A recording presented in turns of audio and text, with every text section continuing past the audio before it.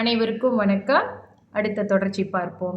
ஸ்ரீமன் நாராயணன் அவருடைய பாரத பாகவதத்தை புராணங்கள் வாசிக்குமிடம் அதாவது சொற்பொழிவு செய்கிற இடத்துல போய் வீண் வார்த்தைகளை பேசி பிரச்சனை பண்ணுறவங்க இவங்களும் சரி.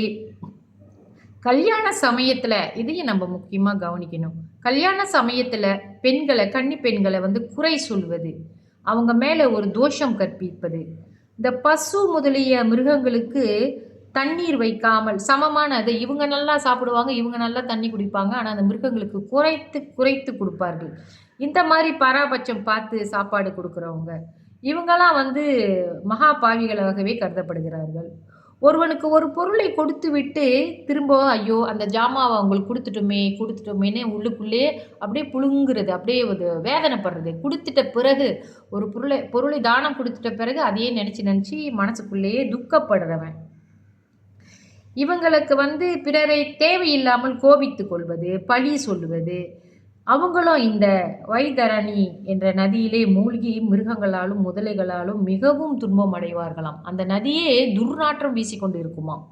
அந்த நதியில தான் நீராடக்கூடிய நிலையும் அவர்களுக்கு ஏற்படும். அந்த நதியில தான் இவர்கள் விழுந்தே கடப்பார்களாம் ரொம்ப நாளைக்கு அப்படின்னு இங்கே சொல்லியிருக்கிறாங்க.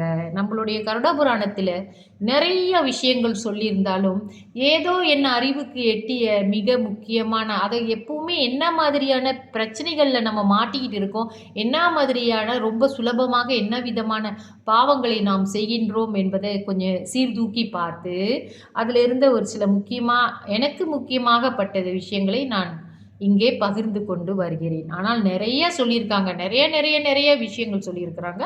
அதில் ரொம்ப பரவலாக செய்யப்படும் பாவங்களை பற்றி தான் இங்கே பேசிகிட்டு இருக்கோம். கருட புராணம் என்றாலே அது நம்மளுக்கு பாவங்களுக்கான தண்டனையை குறிப்பதாகத்தான் அதில் இருக்குது. இந்த புத்தகம் இருக்கும் வீடு ரொம்ப புண்ணியகரமான வீடு என்று கூட ஒரு புத்தகத்தில் நான் படிச்சிருக்கேன். இன்னும் இதோட தொடர்ச்சி இன்னும் ஒரு நாள் இருக்கிறது. நாளைய தேதியில் அது முடிந்துவிடும். பிறகு நம்ம வேறு நல்ல விஷயங்கள் பார்ப்போம். நன்றி, வணக்கம்.